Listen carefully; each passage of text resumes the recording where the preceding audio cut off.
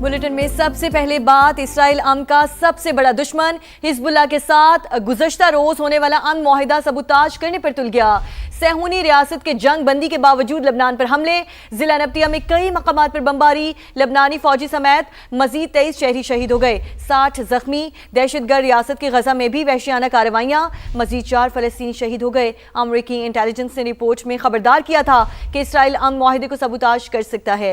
Washington post की report के मुताबिक नेतन्याहू पर लबनान में फौजी कार्रवाइयां जारी रखने के लिए सियासी दबाव है। इसराइल कोई ऐसा इकदाम कर सकता है जो अमरीका ईरान हतमी मुआहिदे में रुकावट बनेगा। इसराइली हमलों के बाद अमरीका ईरान मुआहिदे में भी रुकावट आने का खदशा। गुज़श्ता रोज भी तेहरान ने अपना वफ्द स्विट्जरलैंड भेजने से साफ इनकार कर दिया था। अगर लबनान पर हमले जारी रहते हैं तो दुनिया का अमन फिर खतरे में पड़ जाएगा। अपना हुर्मुज़ बंद होने से दुनिया में फिर एनर्जी क्राइसिस शुरू हो सकता है, तो ये एक अलार्मिंग सिचुएशन है। बात कर लेते हैं इसी पर। कर्नल रिटायर्ड आबिद लतीफ़ साहब ने हमें ज्वाइन कर लिया है। आबिद लतीफ़ साहब, गुज़श्ता रोज़ इसराइल और हिजबुल्लाह में सीज़ फायर का मुआहिदा हुआ, उसके बावजूद भी हमले जारी हैं और गुज़श्ता रोज़ ही हमने देखा कि अमेरिका ने भी इसराइल के हवाले से अपना सख्त मौक़िफ़ अपनाया और वाशिंगटन पोस्ट इस अलार्मिंग सिचुएशन की तरफ इंडिकेट कर रहा है कि इसराइल शायद अमन मुआहिदा सबूताज करना चाहता है, इसलिए ये सारी कार्रवाइयाँ की जा रही हैं। अब इसके ऊपर क्या होना चाहिए, इसराइल को कैसे रोकना चाहिए? जी, बहुत शुक्रिया मुझे इनवाइट करने के लिए। जी देखिए, बिल्कुल ठीक कहा आपने, क्योंकि ये देखिए जो द ग्रैंड स्पॉइलर है, बल्कि अब तो स्पॉइलर भी नहीं कहना चाहिए, क्योंकि इसराइल शायद स्पॉइलर से भी सबटियर है, जो कि अब सबटैज करता है सब कुछ।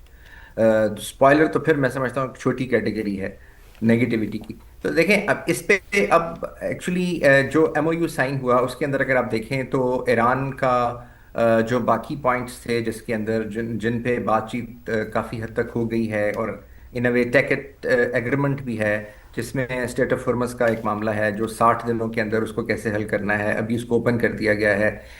जो एनरिचमेंट है उसके ऊपर भी बात हो गई है, और उसका भी एक टाइम फ्रेम इन अ वे अगले 60 दिनों के अंदर माहिदे के बाद हल कर दिया जाएगा। इस तरह से उसके जो एसेट्स हैं ईरान के, फिर उसके ऊपर जो सैंक्शंस हैं, इस पे भी बात हो गई है कि उनको बतदरीज ख़त्म कर दिया जाएगा। तो इन सारे मामलात के साथ साथ जो ईरान ने देखें, जो सबसे एक इसके अंदर एक चीज़ जो कैविएट था वो ये था कि जो लेबनान के ऊपर अटैक हैं वो भी नहीं होंगे। इसराइल ना सिर्फ ये कि उसको इस एग्रीमेंट को कंप्लाई करेगा और उसकी गारंटी अमेरिका देगा, बल्कि वो जो लेबनान के ऊपर अटैक कर रहा है वो भी नहीं करेगा। और ये अगर आप देखें तो इसराइल उसकी वायलेशन कर रहा है, और इसी वायलेशन का आपने देखा कि कल एक थोड़ा सा गुस्से का इजहार जीडी वैंस साहब ने भी किया, और इसराइल को यहाँ तक कहा कि Israel is a very tiny country, और आप इन अ वे कि आप हमारे America he is the only country जो आपको पूरी दुनिया में सपोर्ट कर रहा है, और आप जो हैं वो इस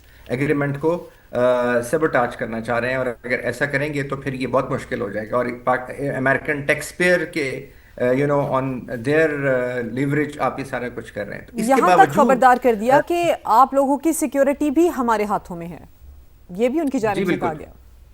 जी एग्जैक्टली।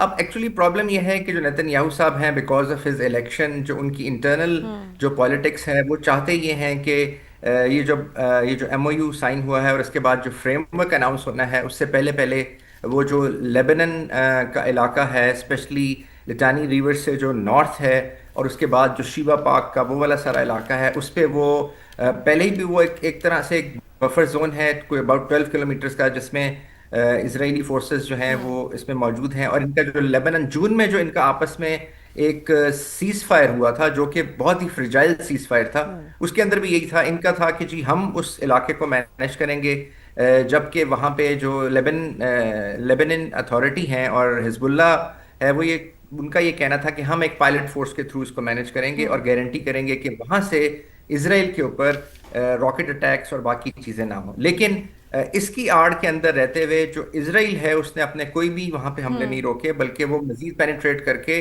अब अबाउट एक 20 किलोमीटर की जो लाइन है उस तक वो पहुँच गए हैं, और मजीद एरिया ले रहे हैं, मजीद वहाँ पे एयर स्ट्राइक्स कर रहे हैं, रॉकेट फायर्स कर रहे हैं, वहाँ पे सिविलियन की कैजुअल्टीज़ हो रही हैं।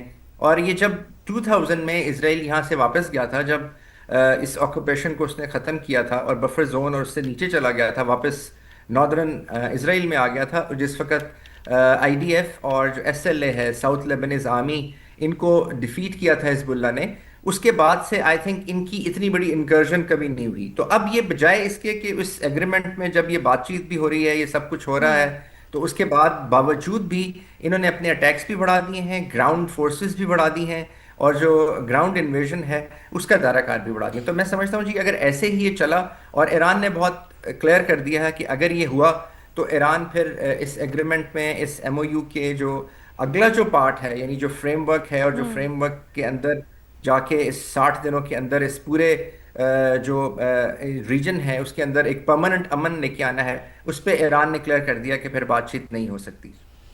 ठीक है, आबिद लतीफ़ साहब कर्नल रिटायर्ड हमारे साथ मौजूद थे, तमाम तर सूरत हाल पर अपना तज्जिया दे रहे थे। आपका बहुत शुक्रिया। और अब आपको लिए चलें शहर इक़्तिदार में, जहां नुमाइंदा खुसूसी सुमेरा खान दीगर रिपोर्टर्स के साथ मौजूद हैं। जी Sumera, over to you. Thank you very much for coming to Islamabad का रिपोर्टर कॉर्नर इस वक्त समा की छत पे मौजूद है, और सबसे पहले उस्मान जो कि अपने फ़ोन में मसरूफ़ हैं, और ये टोक हमेशा मुझे तलत साहब और अफसार साहब करते हैं, आप प्रोग्राम में फ़ोन पे क्या देख रही हैं अहम खबरें। तो आपसे ही शुरू करती हूँ, कौन सी अहम खबर आपको आई है? बजट की बहस सिमट चुकी है उस्मान, या नहीं सिमटी, आप बताएं। और उस्मान के बाद ज़हीर, और ज़हीर के बाद मेरे साथी सुहेल जो हैं उनकी जानिब फिर हम जाएंगे। उस्मान, क्विकली बजट का बताइए, सो किस फेज़ पर है? बहुत शुक्रिया सुमेरा। जहाँ तक आपने इस मोबाइल फ़ोन की बात की है, पहले कलम और कागज़ जो है वो हमारे हाथों में होते थे। आज अब डिजिटल दौर आ गया, तो इसलिए यही टिकर अभी मैं आपको दिखा सकता हूँ कि जो हमने डेस्क को भेजे हैं। बुनियादी तौर पर जो बजट है उसका पहला मरहला, जिसको कहते हैं कि जो लंबी डिबेट्स होती थी, अपने अपने, जैसे हमने कल भी बात की थी कि स्कोर सेटल किए जाते हैं, आज भी इसी किस्म का माहौल था बजट के ऊपर। बल्कि हुकूमत की जानिब से तनकीद की गई कि आपने बजट के अदाद शुमार पे कोई बात नहीं की है। आपकी तकारीर जो हैं वो 5 नुकात पे ऊपर घूमती हैं, और वो फ़र्द वाहिद का है, यानी बानी चेयरमैन तहरीक इंसाफ की बात की जाती है, उनके इलाज की बात की जाती है, उनकी मुलाकात की बात की जाती है। आवाम का दुख दर्द कहीं पे भी डिस्कस नहीं होता।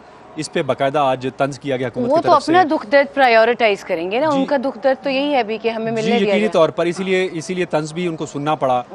अदालतों के बजट के हवाले से कुछ तनकीद की गई, उसके ऊपर जो बैरिस्टर अकील हैं, स्टेट मिनिस्टर हैं लॉ के, उन्होंने बड़ी वजाहत से उनको जवाब दिया। उसके बाद वजीर ख़जाना ने आज जो बजट स्पीच थी वो वाइंड अप कर दी है, शुक्र है। उसमें सबसे लोग तो सारे सो हुए थे। सबसे अहम नुकता जो था वो ये था कि अपोजिशन ने एक एहतजाज किया, एक मुद्दा उठाया कि आपने जो हमें अदाद शुमार दिए थे और जो बजट डॉक्यूमेंट में हैं उसमें कुछ फ़र्क है।